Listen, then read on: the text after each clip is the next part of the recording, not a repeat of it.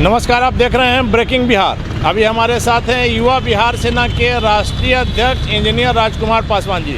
इनसे जानेंगे जातिगत जनगणना से लेकर बिहार की राजनीति में आजकल ये बाहर बहुत ज़्यादा घूम रहे हैं, क्या बात है। इंजीनियर पासवान जी, आपका स्वागत है ब्रेकिंग बिहार। जी नमस्कार। जातिगत जनगणना पर मुख्यमंत्री जी ने क्लियर कर दिया है कि यहाँ बिहार में होगा और सभी दलों से वो बैठक करने की भी बात कर रहे हैं, इस पर क्या कहें। देखिए, ये सम्माननीय मुख्यमंत्री महोदय नीतीश कुमार जी का स्वागत योग्य बात है जो जातीय जनगणना पे सहमति जताई है, लेकिन साथ साथ केंद्र सरकार का भी सहमति होना चाहिए, क्योंकि बीजेपी बैकफुट पे है और कुछ बोल भी नहीं रही है। बीजेपी ने भी स्पष्ट कर दिया है कि सेंट्रल गवर्नमेंट नहीं कराएगी और राज्य स्वतंत्र है, और यहाँ भी बीजेपी की इकाई ने कहा है कि आप करा सकते हैं, कोई दिक्कत नहीं। ये सिर्फ बिहार का सवाल नहीं है, ये पूरे देश का मसला है और जातीय जनगणना आज पूरा देश व्यापी होना चाहिए। पासवान जी, सेंट्रल ने कह दिया है कि हम नहीं करा सकते हैं, तकनीकी दिखते हैं, राज्य चाहे तो अपने स्तर से कराए। सारी चीजें केंद्र करवा सकती है, बड़े पैमाना पे अभियान चला सकते हैं, लेकिन जातीय जनगणना से बैकफुट पे जा रही है, तो उनकी मंशा क्या है ये पहले साफ करना चाहिए। आजकल आप बिहार के बाहर की राजनीति में बहुत ज़्यादा सक्रिय हैं, क्या कारण? देखिए, भारतीय संविधान जो है उसके अनुसार मैं भारत का नागरिक हूँ और उस भारत के नागरिक होने के नाते मैं कहीं भी राजनीति कर सकता हूँ। तो आपको बता दूं कि दिल्ली प्रदेश में हमेशा कांग्रेस, भाजपा और आम आदमी पार्टी की बात होती है और वहाँ पे 42% हम लोग बिहारी लोग हैं और बिहारी लोगों को बिहारी कह करके गाली दिया जाता है और वहाँ पे बिहारी अस्मिता को लेकर कोई खड़ा नहीं होती है, चाहे बिहार की पार्टी हो, चाहे कांग्रेस हो या भाजपा हो या आम आदमी पार्टी हो। लॉकडाउन में भी हमारे बिहारी भाइयों से दुर्व्यवहार किया गया, पीने के लिए पानी नहीं दिया गया और ये केजरीवाल सरकार बड़े बड़े वायदे कर रहे हैं। एक बार शीला दीक्षित ने कही कि क्या बिहारी लोग दिल्ली में गंदगी फैला रहे हैं तो उनको दिल्ली से भगाओ। फिर 2018 में विदुरी ने कहा, बीजेपी के नेता विदुरी ने, कि बिहारियों को भगाओ, यहाँ पे बिहारी लोग गंदगी फैला रहे हैं। आम आदमी पार्टी बच्चे खुचे जो आम आदमी पार्टी पे जो विश्वास किया गया, उसमें भी आपको बता दें कि लॉकडाउन में कहा कि महरौली से, नोएडा से और गाजियाबाद से बस खुल रही है, आप लोग बिहारी लोग भागो।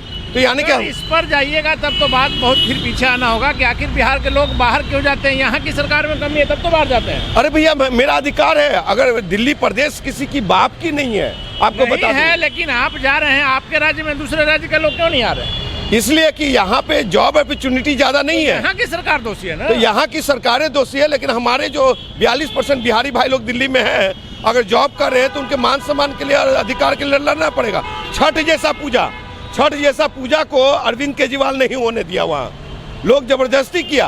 तो मतलब बिहारी अस्मिता के लिए आप वहाँ के नगर निगम चुनाव में सक्रिय भूमिका अदा? जी हाँ, और क्या कहते हैं, हमारी एमसीडी में भागीदारी होगी, विधानसभा में भागीदारी होगी। हमारे बिहार के भी एक दिन दिल्ली में मुख्यमंत्री होंगे, दिल्ली स्टेट का मुख्यमंत्री होगा। इसी के लिए आप बिहार के बाहर जा रहे हैं? हाँ जी। बिहार की राजनीति की बात करते हैं। आपने सुना होगा कि शराबबंदी को लेकर मुख्यमंत्री जी काफी कड़क तेवर अपनाए हुए हैं और इसका परिणाम है कि लगातार डेली कुछ न कुछ मिल रहा है। कल भी आपने देखा होगा कि रामकिशन नगर में जखीरा मिला है, आखिर ये कब रुकेगा? देखिए, ये एक जखीरा बिहार में नहीं है, बहुत सारे जखीरा कोने कोने में भरे हुए हैं। तो वो नीतीश बाबू के डीजीपी तक को पता है, थाने प्रभारी तक को पता, हर एक सिपाही को, डंडाधारी को पता है।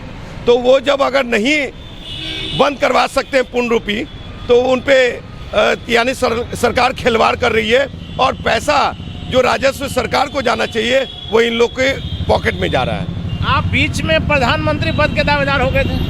जी हाँ, एक पुष्पम प्रिया चौधरी लंदन में बैठ करके ये कह सकती है कि मैं बिहार का अगला मुख्यमंत्री हूँ, तब मान लो कि मेरा नाम इंजीनियर राजकुमार पासवान है, मैं 2 बार लोकसभा का चुनाव लड़ा हूँ और कद्दावर नेता के सामने, और राजनीति अनुभव भी है।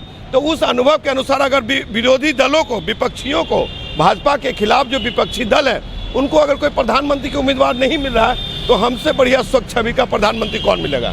तो अगर आप बढ़िया है तो हाजीपुर की जनता ने आपको क्यों रिजेक्ट कर दिया? देखिए, वो चुनावी प्रक्रिया और ये प्रधानमंत्री उम्मीदवार एक बहुत बड़ा मायने रखता है। चुनावी प्रक्रिया में नरेंद्र मोदी जो चुनावी प्रक्रिया अपनाए, वही इंजीनियर राजकुमार पासवान भी अपनाया और क्या कहते, वो सिर्फ लड़ करके जीत करके देश के प्रधानमंत्री बने हुए। हम लड़ करके हार करके और रोड पे हैं, तो रोड से ही सदन में जाया जाता है, तो हम भी देश के प्रधानमंत्री बनेंगे।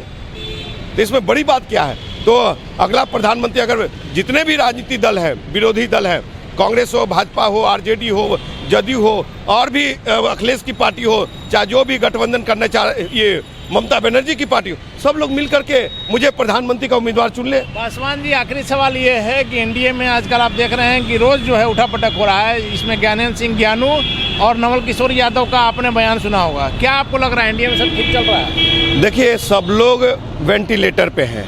क्योंकि विधायक ने ही विधायक पर आरोप लगाया है कि वो दारू का धंधा करते हैं, जमीन कब्जाने का धंधा करते हैं, या क्या हो रहा है, कहाँ जा रहा है कि बिहार? देखिए, बता रहे हैं कि इन लोगों की सरकार में जो गेम खेल चल रहा है और एक आदमी ज़्यादा खा रहा है, एक आदमी को कुछ चाटने को भी नहीं मिल रहा, तो खुल के बाहर आएगा ही। एनडीए से भी ज़्यादा ये बीजेपी के ही दोनों हैं। मैं बीजेपी में तो और भी आपको नहीं मालूम है कि बीजेपी में जितनी लूट मची हुई है और चल रही है पूरे देशव्यापी, वो आपके पड़े हैं और लोगों के पड़े हैं। तो हम यही समझ सकते हैं कि कहीं न कहीं बिहार का हो, चाहे उत्तर प्रदेश की सरकार हो, चाहे कहीं भी, सभी लोग लूट खसोट में संलिप्त हैं और ये लोग ये कि सिर्फ चेहरा दिखा रहे हैं, अपने आप को बता रहे हैं कि हम स्वच्छ छवि के सरकार है, सबका साथ सबका विकास की बात करते हैं। तो ये थे हमारे साथ इंजीनियर राजकुमार पासवान जी, जो कि प्रधानमंत्री पद के भी दावेदार अपने आप को बताते हैं, और इनका कहना है कि दिल्ली में बिहारियों की अस्मिता के लिए वहाँ के नगर निगम के चुनाव में मेरी सक्रिय भूमिका है। आगे चुनाव में देखते हैं कि इनकी भूमिका का क्या असर होता है या नहीं होता है। फिलहाल आप बने रहें ब्रेकिंग बिहार से।